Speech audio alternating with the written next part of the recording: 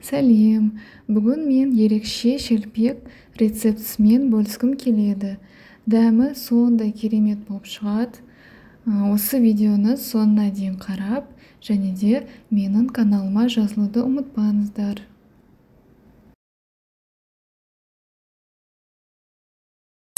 Бізге қажетті ингредиенттер ол піскен картоп, творог, жұмыртқа, тұз, сода және де ұн. Пісірілген картоптен осындай пюре жасап аламыз. Содан соң үстінен ірімшікті қосып, жақсылап араластыратын боламыз.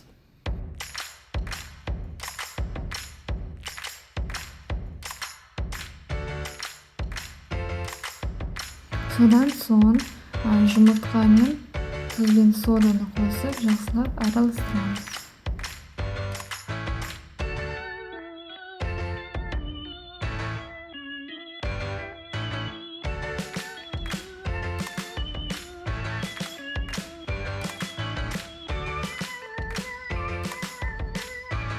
Енді үстінен ұнды қосып, жұмсақ қамыр илейміз.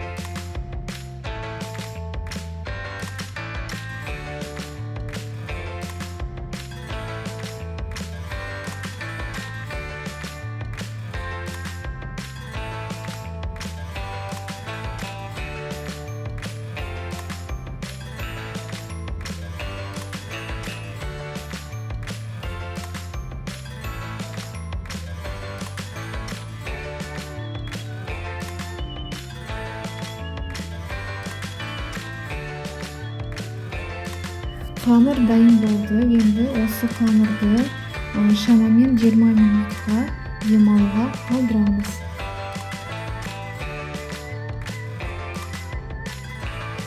Минут өткен соң қамырымыз тынып болды.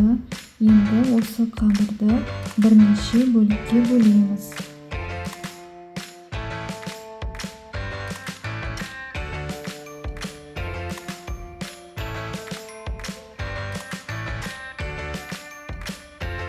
Енді осы кішкентай бөліктерді жұқа қылып жаямыз.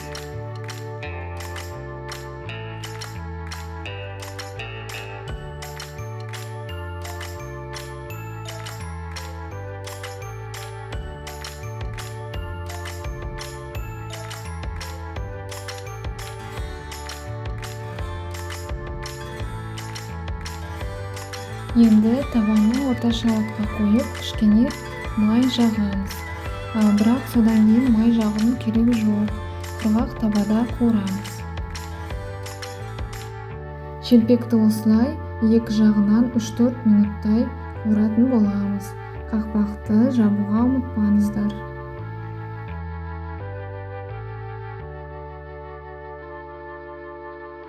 Менде 4 минут өтті. Енді екінші жағына аударамын.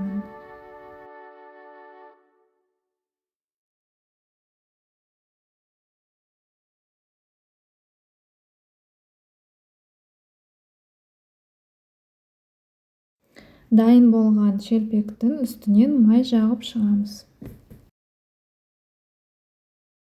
Осындай ерекше шелпегіміз дайын болды. Дәмі өте керемет болып шығады. Менің отбасыма өте ұнады. Сондықтан сізде жасап көріңіз.